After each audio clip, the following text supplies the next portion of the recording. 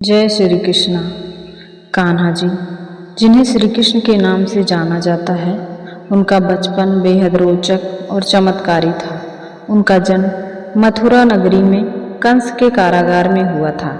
कंस, जो उनकी माता देवकी का भाई था, उसे भविष्यवाणी सुनी थी कि देवकी का 8वां पुत्र उसका विनाश करेगा। इसलिए कंस ने देवकी और उनके पति वासुदेव को कारागार में बंद कर दिया था और उनके सभी नवजात शिशुओं को मार डालता था।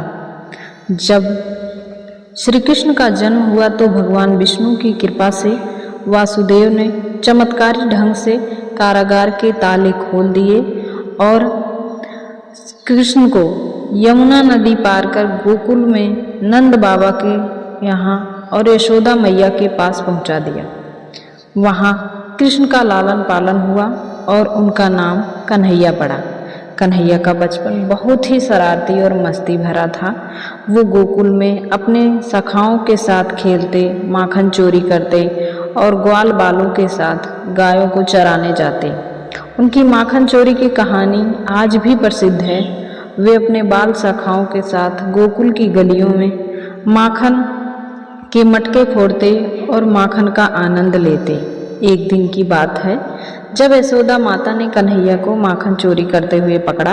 उन्होंने कन्हैया को पकड़कर बांधने का प्रयास किया, परंतु कन्हैया अपनी लीलाओं से उन्हें चकित कर देते थे। जब यशोदा माता ने कन्हैया को मुख में समस्त ब्रह्मांड का दर्शन किया, तब उन्हें समझ में आया कि उनका पुत्र कोई साधारण बालक नहीं, बल्कि स्वयं भगवान है।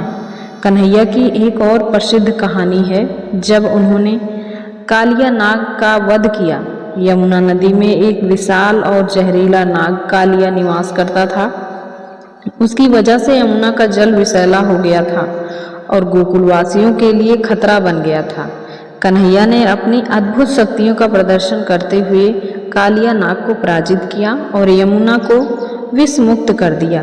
कन्हैया का बचपन सिर्फ शरारतों और चमत्कारों से ही नहीं भरा था, बल्कि उनमें अनेक महत्वपूर्ण शिक्षाएं भी छिपी थी। उन्होंने गोकुलवासियों को प्रेम, भक्ति और धर्म का महत्व सिखाया। कन्हैया के रूप में भगवान श्री कृष्ण ने अपने बाल्यकाल में ही यह संदेश दिया कि भोले ही जीवन की सभी कठिनाइयों को दूर कर सकते हैं। भले ही जीवन में बहुत सारी कठिनाइयां हों, प्रेम भक्ति के मार्ग पर चलकर सभी समस्याओं का समाधान किया जा सकता है। इस प्रकार कन्हैया का बचपन हर व्यक्ति के लिए प्रेरणा का स्रोत है और उनकी लीलाएं आज भी हर